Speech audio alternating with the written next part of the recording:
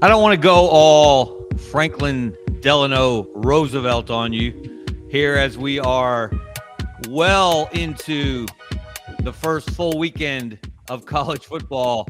But I couldn't resist because, let's be honest, if Alabama loses its opener in Tallahassee on Saturday, a Great Depression will fall among the Crimson Nation. And World War III may break out within the staff, the roster. I'm exaggerating, of course. I'm not predicting that. We will make a prediction at the end of the show. I'm Kevin Scarbinsky. This is Scarbo Knows, and we're going to dive headfirst into the Alabama-Florida State game. Kicks off at 2:30 or so Central Time on Saturday afternoon. Can't wait for that one. We got great football tonight with Auburn and Baylor. And then Ohio State, Texas to start the day tomorrow. And then the afternoon matinee, Alabama, Florida State. First thing we want to do is say thank you to our sponsor, Money Management Services, right here in Birmingham, Alabama. You can access them from anywhere in the state, anywhere in the Southeast. They're a family-owned, fee-only financial services company. You'll hear a little bit more about them later in the show, so stay tuned for that. Rice family, good people. They'll take great care of you.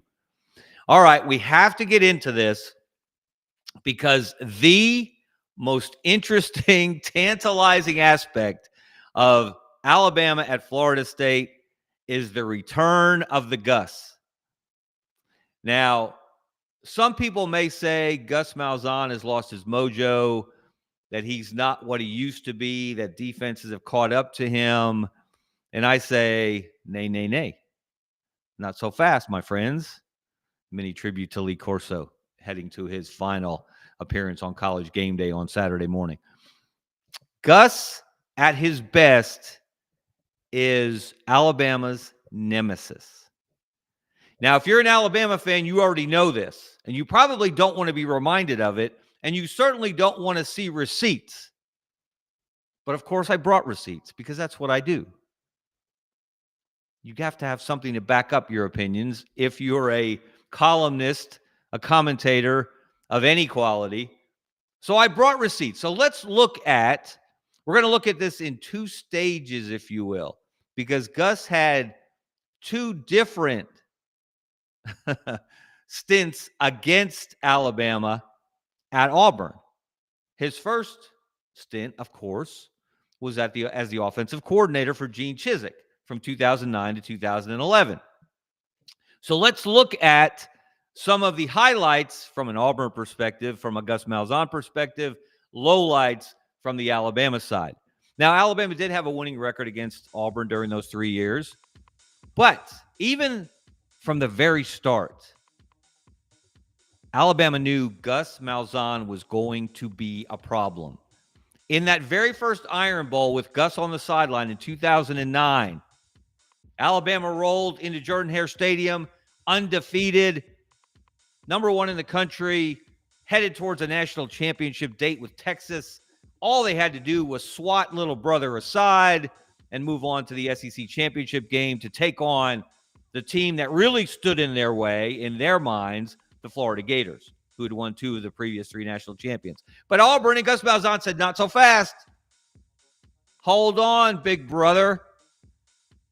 And in the first quarter, Auburn jumped out to a 14-0 lead on one of the best defenses we've seen in the BCS college football playoff era of college football, led by Rolando McClain at middle linebacker, who Alabama fans will remember, and not fondly, which is one of the wildest stories of my career.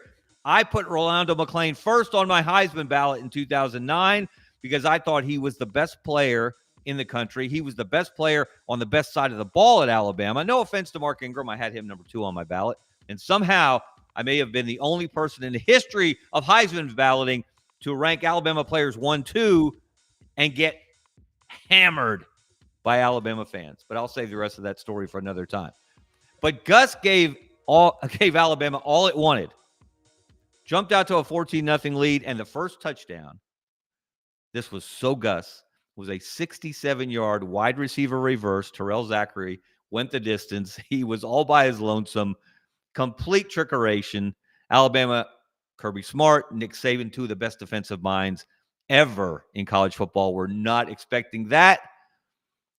And Alabama had to drive late in the game to win the game. And then, of course, the next year in 2010, everyone remembers the comeback.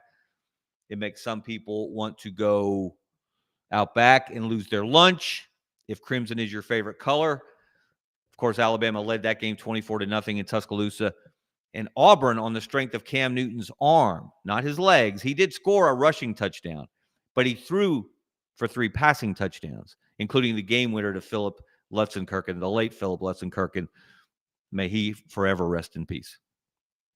So Gus showed right off the bat in his first 2 games against Alabama as an offensive coordinator that he was going to give Nick Saban and Kirby Smart fits. 2011 game wasn't very competitive. We're not going to talk about that one.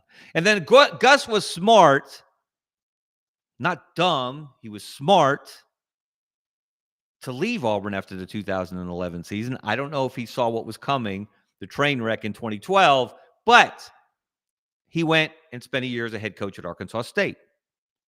Got that under his belt. And then he came back for chapter 2 in the Gus versus Alabama saga as the head coach at Auburn in 2013. Let's look at some of Gus's greatest hits in the Iron Bowl against Alabama as the head coach at Auburn. He was 3-5. And you may say, well, it's a losing record. How good can that be? If you know anything about the Iron Bowl, if you know anything about the Nick Saban era, you know that 3 wins over that Alabama team during that period in Alabama history was extremely significant. And, of course, it started with the kick 6. And everyone remembers the last play of that game. The missed field goal. Chris Davis ran it back 109 yards. They couldn't keep him off the field that night in Jordan-Hare Stadium. But look at the stat. And I'm going to share a story with you in a minute. Gus remembers that number. Auburn ran against a Nick Saban, Kirby Smart defense for 296 yards. 296 yards. And if that weren't enough, the next year in 2014, with Nick Marshall back at quarterback again, a much improved thrower the next year, Nick Marshall threw for 456 yards against the Alabama defense. Again, Saban, Smart, 456 passing yards. Now, Alabama won that game. They beat Gus at his own game. That was Lane Kiffin's first year in Tuscaloosa. It ended up 55-44. Incredible football game, incredible fireworks. But think about that progression. 1 year, Gus's Auburn team runs for 296 against Bama. The next year, they throw for 456. And then in 2017, the next time that Auburn beat Alabama, Jarrett Stidham threw for 237. And then in 2019, with true freshman Bo Nix at quarterback, Auburn ran for 181 yards, and they beat Alabama 48-45. The last Auburn win in the Iron Bowl. Auburn was pretty balanced that day. Now, the offense didn't score all the points. They had a couple of pick sixes in that game. Mac Jones threw for over 300 yards. Unfortunately, he threw a couple of touchdowns to guys in Auburn jerseys. But this shows you what Gus Malzahn is capable of when he's going against an Alabama defense. So let's look at numbers. I like numbers. I like words more, but numbers don't lie. Numbers tell us something. Numbers tell a story. So in this era of domination by Alabama, when Gus Malzahn was facing the Crimson Tide, with the exception of 1 year, like I said, 2012, when Gus was the head coach at Arkansas State, he went against the Alabama defense 11 times and beat Alabama 4 times. No one did it more. And look at these numbers. Overall, in those meetings with Alabama, Gus's offense averaged 332 total yards. But if you extrapolate, if you take the games that I highlighted, 09, the close loss, 10, the comeback, 13, the kick 6, 14, 55-44, 17, Auburn wins 26-14 and wins the West and gets to the SEC championship game. And then 19, the 48-45 chaos on the Plains. In those 6 games, Gus's offense averaged 406, almost 407 yards against the Alabama defense.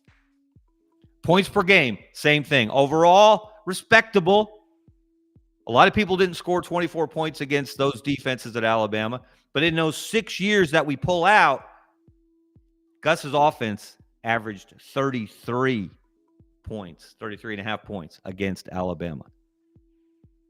The man knows how to run an offense. The man knows how to call plays. And now he doesn't have to worry about anything else. He doesn't have to worry about timeouts. He doesn't have to worry about special teams. He is the offensive coordinator at Florida State. That's all he has to do is draw up ball plays, make calls, when to go to that special place on the clipboard. And you know what this is? That's what this is. This is a clipboard. Auburn fans will remember not so fondly that Gus couldn't decide on and off. He was going to retire his clipboard.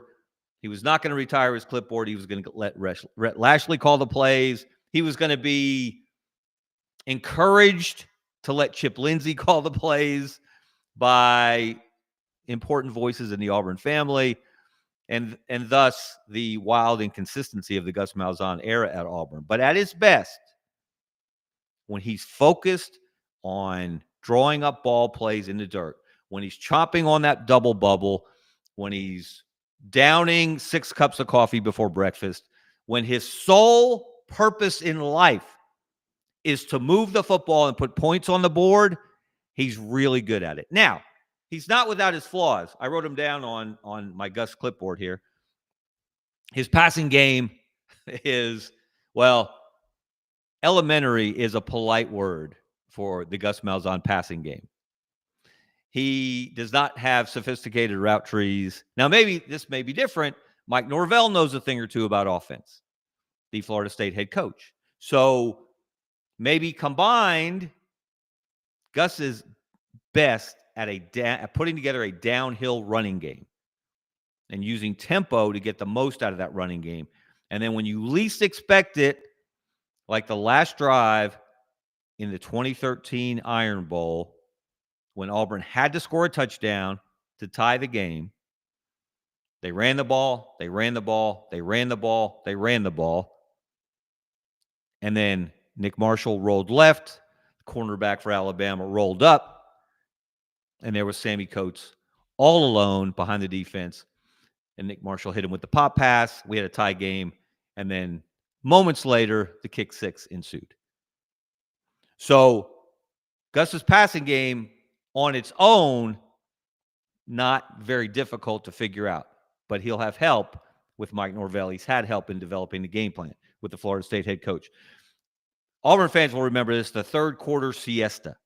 How many times did we see Auburn jump out under Gus Malzahn and look really good early, like that 2009 Iron Bowl, his first encounter with an Alabama defense at Auburn. And before you could blink, it was 14-0 with a trick play. The kind of trickeration that sometimes Gus gets a little too enamored of. Sometimes he's guilty of trickeration overload. The 2016 opener against Clemson comes to mind. He decided to play 3-quarterback Monty with Jeremy Johnson, Sean White, and the star-crossed John Franklin. Didn't work out so well. They ended up losing to Deshaun Watson and the eventual national champions from Clemson, 19-13. They also unveiled a secret weapon, the Cox Cat. Chandler Cox, if you don't recall, was an H-back at Auburn, and Gus came up with the idea to put him at Wildcat, have him do some kind of awkward pirouette, and then try to run a read option. That didn't work either. So when Gus gets too cute for his own good, bad things happen. But if he can rein in those tendencies, you got trouble. Now, he's not going against a Nick Saban defense on Saturday. He's not going against a Kirby Smart defense or a Jeremy Pruitt defense. And Jeremy Pruitt, when he was the Alabama defensive coordinator, and then when he was the Georgia defensive coordinator, and when he was the Florida State defensive coordinator, the one year when FSU beat Auburn in the national championship game, completely flipped from the first half to the second half.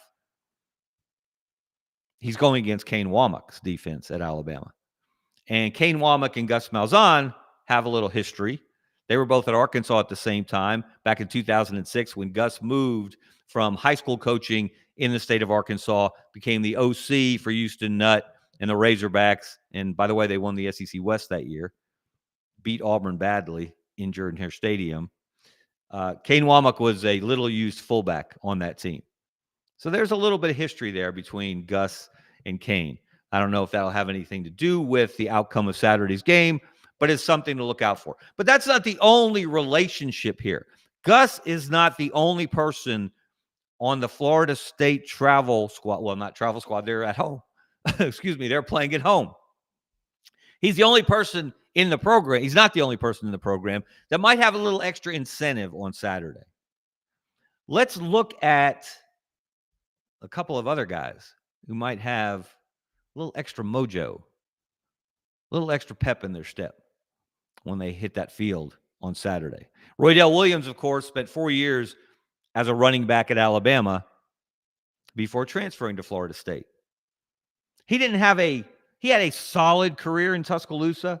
His career high was 129 yards against South Florida back in 2023, a game where they really needed every one of those yards. And they came so close to losing a second straight game after dropping a home game to Texas.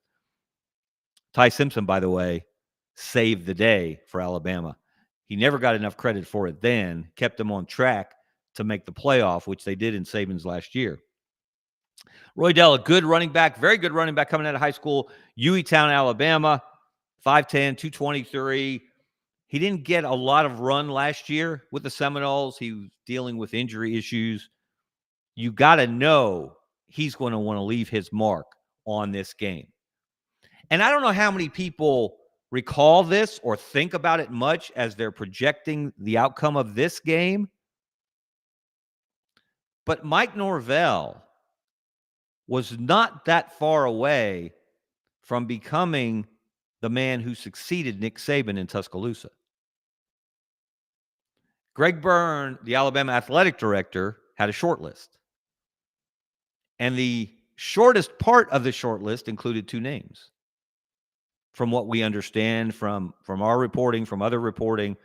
Now, obviously, Kalen DeBoer was there, the man they eventually hired. But Mike Norvell was highly thought of by Greg Byrne. Mike Norvell was on that short list. Mike Norvell talked to Greg Byrne about the Alabama job, about succeeding Nick Saban. Now, the job didn't go to him. Obviously, it went to Kalen DeBoer. And that was when Mike Norvell was riding high, coming off a 13-1 season in 2023, an undefeated regular season, would have been in the playoff instead of Alabama had the quarterback not gotten hurt. Some people still think Florida State should have gotten that spot rather than Alabama. Some people thought there was a Saban bounce there, which often occurred throughout the playoff era, the BCS era as well. But Mike Norvell profited greatly from being on Greg Byrne's short list. He had just not that long before signed an extension with a raise at Florida State. He got another one this one that would pay him more than $10 million a year over the next 8-year period through 2031. So Mike Norvell has other incentive for his Seminoles to come out and make a statement on Saturday. They have to prove that 2-10 was a complete fluke a year ago, that that's not who he is, that's not what his program is. That is not going to be a season that defines him or Florida State under his watch. That going forward, they're going to look more like the 13-1 team of 2023. So they have got boatloads of incentive to come out and play well and make a statement and shock the world and beat Alabama.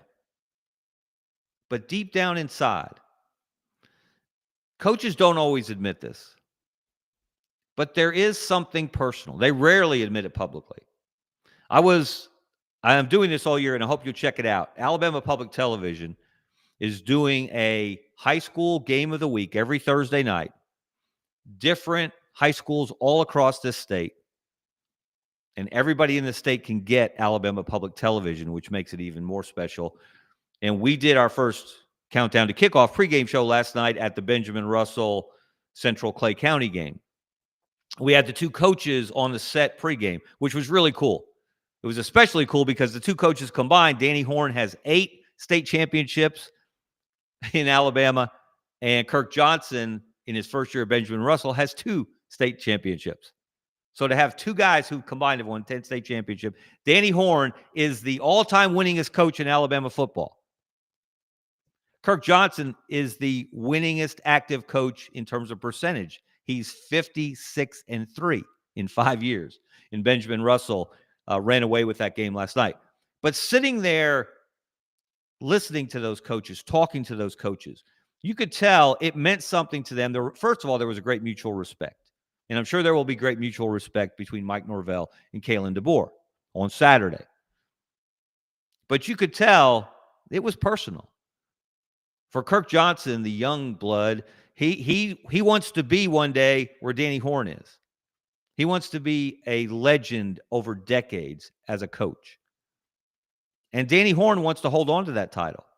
So he had a little extra personal incentive to try to keep the young guy, keep him down. Didn't work out so well last night for Danny and Central Clay. But I'm trying to make a point that personal things matter. Coaches take things personally. And here's where I'll share one of my favorite Gus Malzahn stories personally from my background.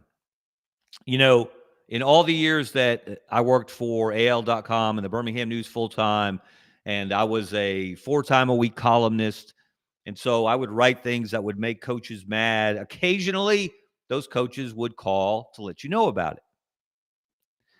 But in all the time that Gus Malzahn was at Auburn, the only time he called me to express his displeasure was late in his tenure. And I don't even remember the specific subject of the column in question. But I do know that I did reference the fact that a lot of people, when they remember the kick six, they remember the missed field goal. Chris Davis, 109-yard run back. They don't remember that Auburn ran for 296 yards in that game with Trey Mason at tailback and Nick Marshall at quarterback. And so I've always felt that people, especially if their favorite color is crimson, they kind of dismiss the kick six as a fluke. It was not a fluke. It was two outstanding football teams.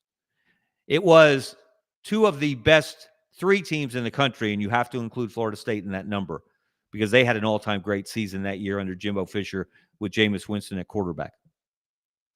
But the Iron Bowl of 2013 was much, much more than the kick six.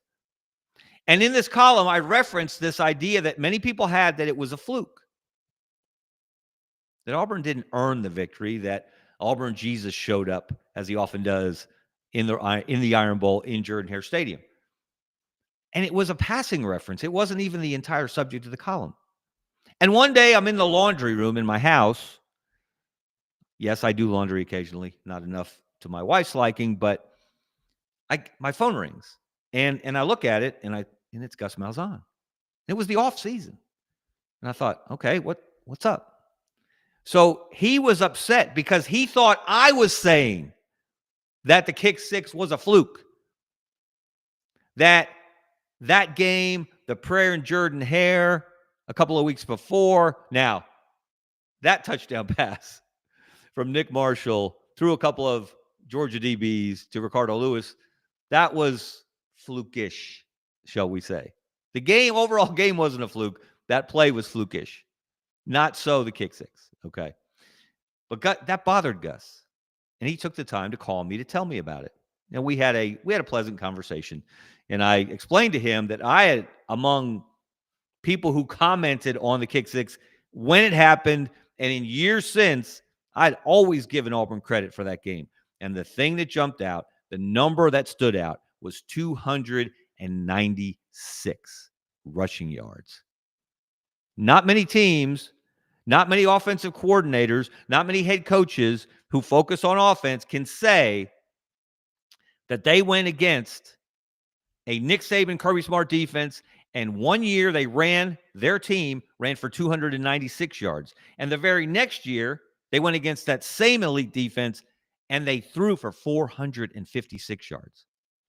And I say all of this to prepare you for what could happen in Tallahassee, Florida, on Bobby Bowden Field in Doak Campbell Stadium, starting probably about 2:37, 2:39 on Saturday afternoon.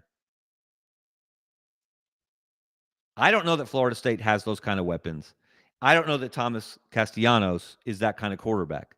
He's got a long way to go. He's a Dollar General Nick Marshall right now. He's capable of doing some special things. Yes, he's a dual threat. And you got to believe Gus Malzahn will unlock the best that Thomas Castellanos has to give. Roydell Williams is a threat in the running game. He's not Trey Mason. Not yet. He hasn't proven to be that. But we'll see. And I'm telling you, if Alabama is not locked in, if Kane Womack and company aren't dialed in their calls, if Alabama's depth up front isn't as good as they hope it is with Tim Keenan out, their outstanding defensive lineman, not a game you want to be shorthanded against Gus Malzahn calling plays on the other side. So who's going to win? As I've told you before, and I'll tell you again, I done told you through the years, I don't like predictions. I think they're not worth the paper that I scribble them down on or that anyone else scribbles them down on. I think they're fun. They're harmless generally. And I don't throw them out there for anything other than entertainment purposes, as the saying goes. But it would seem a bit wishy-washy, cowardly, whatever you want to call it, for me not to at least make a prediction. Okay? So, drum roll, please, maestro. Who's going to win the Alabama-Florida State opener on Saturday in Tallahassee? Let's see it. There you go. Now, I really believe Ty Simpson is going to be ready for his close-up. I really believe, as I mentioned earlier, he didn't get enough credit for what he did to save the South Florida game and in many ways save the season back in 2023. And you can say, yes, he failed to beat out Jalen Milroe when Nick Saban was the head coach. He failed to beat out Jalen Milroe when Kalen DeBoer became the head coach. But I think he's going to be more like Mac Jones. When his time comes, he'll be ready for his close-up. And if you recognize the numbers, and I do this a lot, just to see if you're paying attention. Alabama 34, Florida State 28. That, of course, was the score of the kick six. Gus Malzahn was on the right side of it in 2013. I believe he's going to be on the wrong side of it on Saturday afternoon. However, I believe he's going to give Alabama fits. He's going to have Kane Womack pulling his hair out.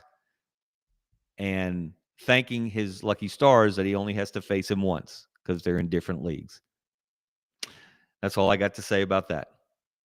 All right, everyone. Enjoy this fantastic Labor Day weekend, week 1 of the college football season. We are in it now, folks, and it's going to get better and better the deeper it goes. And make sure you check out my friends at Money Management Services, our sponsor. The Rice family will take good care of you. All right, everyone. Take care. See you.